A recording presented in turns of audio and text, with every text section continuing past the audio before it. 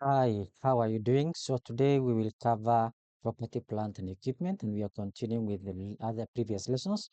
So this is lesson 2, and we will concentrate on the scope. What we will concentrate on is the scope. So what do we mean by the scope? The scope is what this IPSAS covers.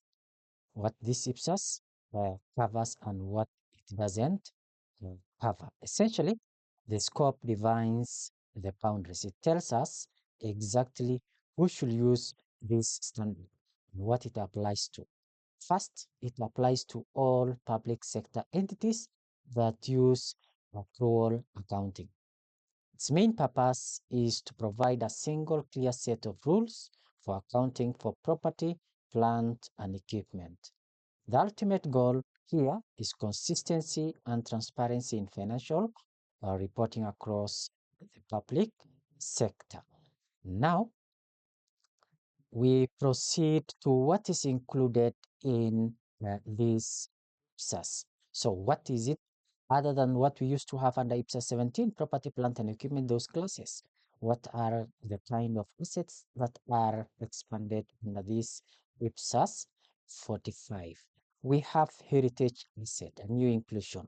These are items with historical or cultural significance, like a national museum, building, or a protected monument that is preserved for future generations.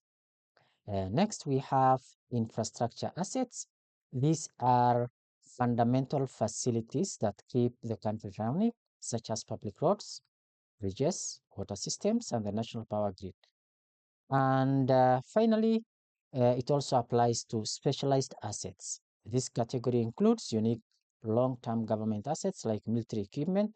Think of warships, tanks, uh, aircraft, even missiles. Those are the new additions. But formerly, we used to have assets like motor vehicles, building, land.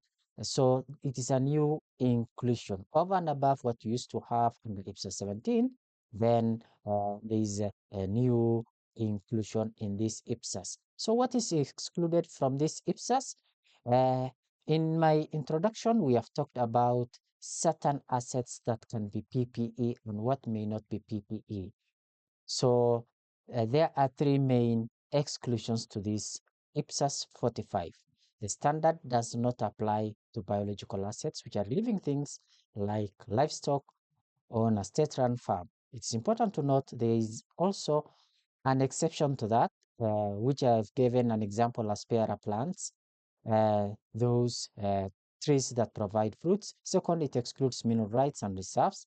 This refers to the value of natural resources like oil, gas, or minerals that are still in the ground or what we call subsoil.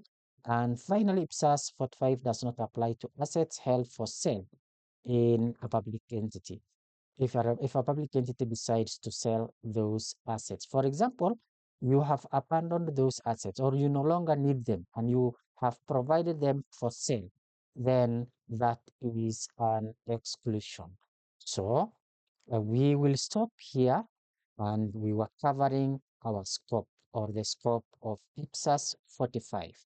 We will continue in our next lesson, lesson 3, as we dive deeper into IPSAS 45. Thank you for listening and enjoy your day.